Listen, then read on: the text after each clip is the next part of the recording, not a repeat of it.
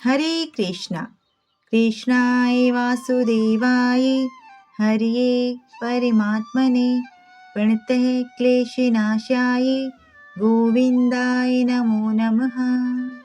प्रिय भक्तजनों, आज इस वीडियो के माध्यम से हम आपके लिए पौष मास के शुक्ल पक्ष की पुत्रदा एकादशी व्रत कथा लेकर आए हैं।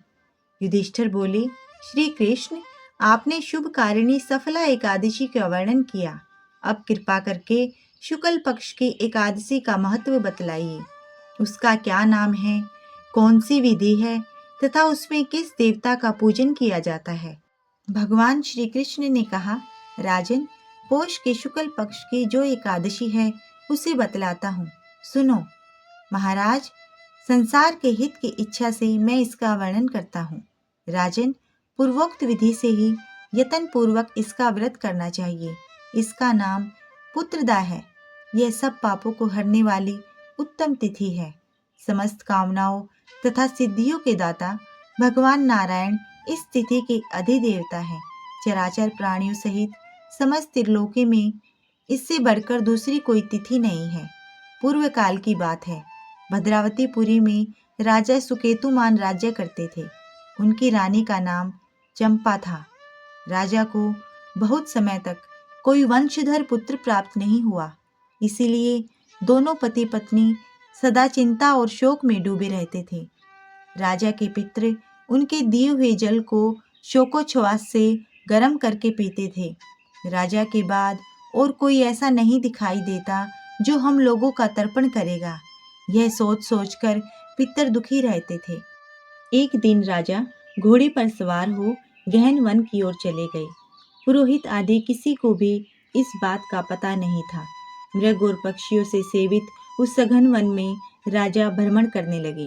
मार्ग में कहीं सियार की बोली सुनाई पड़ती थी तो कहीं उल्लुओं की।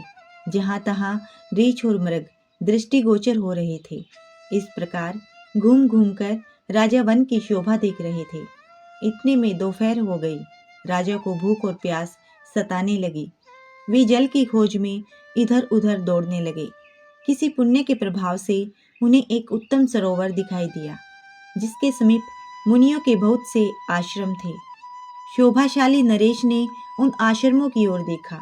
उस समय शुभ की सूचना देने वाले शकुन होने लगे। राजा का दाहिना नेत्र और दाहिना हाथ फड़कने लगा, जो उत्तम फल की सूचना दे रहा था। सरोवर के तट पर बहुत से मुनि वेद पाठ कर रहे थे। उन्हें देखकर राजा को बड़ा हर्ष हुआ। वे घोड़े से उतरकर मुनियों के सामने खड़े हो गए और पृथक पृथक उन सबकी वंदना करने लगे। वे मुनि उत्तम व्रत का पालन करने वाले थे। जब राजा ने हाथ जोड़कर बारंबार दंडवत किया, तब मुनि बोले, राजन, हम लोग तुम पर प्रसन्न हैं। राजा बोले, आप लोग कौन हैं? आपके नाम क्या है तथा आप लोग किस लिए यहाँ एकत्रित हुए हैं? सब सच सच बताइए। मुनि बोले, राजन, हम लोग विश्व देव हैं। यहाँ स्नान के लिए आए हैं। माघ निकट आया है। आज के 5वें दिन माघ का स्नान आरंभ हो जाएगा। आज ही पुत्रदा नाम की एकादशी है, जो व्रत करने वाले मनुष्यों को पुत्र देती है। राजा ने कहा, विश्व देवगण, यदि आप लोग प्रसन्न हैं तो मुझे पुत्र दीजिए। मुनि बोले, राजन, आज के ही दिन पुत्रदा नाम की एकादशी है। इसका व्रत बहुत विख्यात है। तुम आज इस उत्तम व्रत का पालन करो।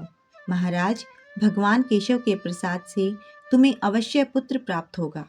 भगवान श्री कृष्ण कहते हैं, युधिष्ठिर, इस प्रकार उन मुनियों के कहने से राजा ने उत्तम व्रत का पालन किया। महर्षियों के उपदेश के अनुसार विधि पूर्वक पुत्रदा एकादशी का अनुष्ठान किया। फिर द्वादशी को पारण करके मुनियों के चरणों में बारंबार मस्तक झुकाकर राजा अपने घर आए। तदंतर रानी ने गर्भ धारण किया। प्रसव काल आने पर पुण्यकर्मा राजा को तेजस्वी पुत्र प्राप्त हुआ, जिसने अपने गुणों से पिता को संतुष्ट कर दिया। वह प्रजाओं का पालक हुआ। इसीलिए राजन, पुत्रदा का उत्तम व्रत अवश्य करना चाहिए। मैंने लोगों के हित के लिए तुम्हारे सामने इसका वर्णन किया है। जो मनुष्य एकाग्रचित होकर पुत्रदा का व्रत करते हैं वे इस लोक में पुत्र पाकर मृत्यु के पश्चात सर्वगामी होते हैं। इस महात्म्य को पढ़ने और सुनने से अग्निष्टोम यज्ञ का फल मिलता है। बोलो एकादशी माता की जय। श्री हरि विष्णु की जय। यदि आपको कथा सुनने में आनंद आया हो तो वीडियो को लाइक करें, शेयर करें, चैनल को सब्सक्राइब करें। धन्यवाद।